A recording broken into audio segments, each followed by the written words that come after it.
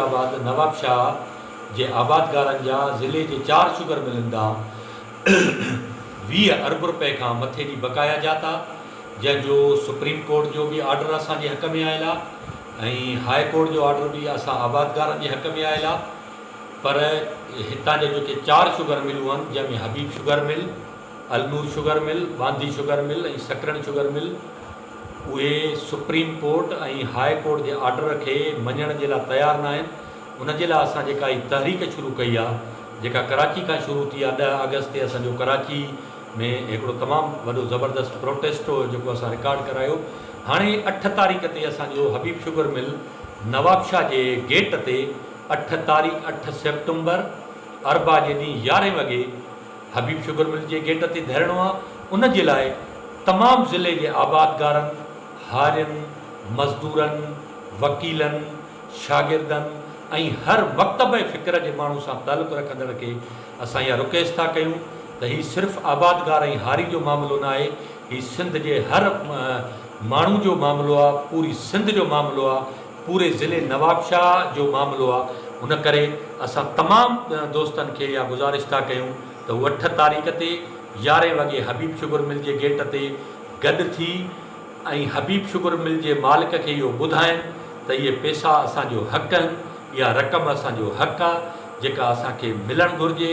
Supreme court जे order खे Habib sugar मिल जे मालिक खे बि इहो असां ॿुधायूं था त सुप्रीम कोर्ट हिन मुल्क जो वॾे खां वॾो इंसाफ़ कंदड़ इदारो आहे। महिरबानी करे इन जे फ़ैसिले खे अमल कयो, इन जे फ़ैसिले खे इज़त ॾियो ऐं आबादगारनि खे पंहिंजी रक़म जेका आहे सा उहा अदा कयो। जद असां शुगर मिल इंतज़ामिया खे वाज़े करण था चाहियूं त आबादगारनि जी रहियल बकायाऊं बिना देर जे वसूल कनि।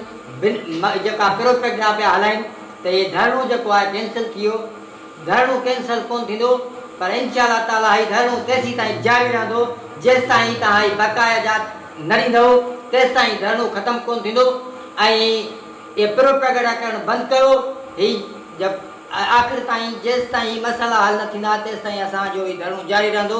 ऐं आबादगारनि खे अपील था कयूं त असीं तव्हांजे हक़नि लाइ विढ़ूं पिया ऐं जेसि ताईं तव्हां वधि में वधि साथ ॾींदव त इंशाअल्लाह ताला हीअ असां कामयाबु थी पोइ उथंदासीं। दोस्तनि, हारनि, मज़दूरनि, सिविल सोसाइटी दोस्तनि, शागिर्दनि ऐं ॿियनि खे दोस्तनि खे अपील थो कयां त 8 सेप्टेम्बर ते 11 बजे हबीब शुगर मिल जे आॾो असांजो एहतजाजी धरणो आहे। उहो धरणो असांजो शुगर मिलनि ते 20 अरब रुपया आहिनि, हर शुगर मिल ते 5-7 अरब रुपया आहिनि। असांजी जेके 4 शुगर मिलूं शहीद बेनज़ीर आबाद में आहिनि, उन्हनि में प्रीमियम जा पैसा 42 रुपया, 22 रुपया, कटौती जे हिसाब सां कैलकुलेशन करे 22 अरब रुपया, जंहिंजो सुप्रीम कोर्ट ऐं हाई कोर्ट फ़ैसिलो ॾेई चुकी आहे। उन जे लाइ असांजो एहतजाज आहे ऐं सभिनी दोस्तनि खे चऊं था त भरपूर असांजी शिरकत कनि।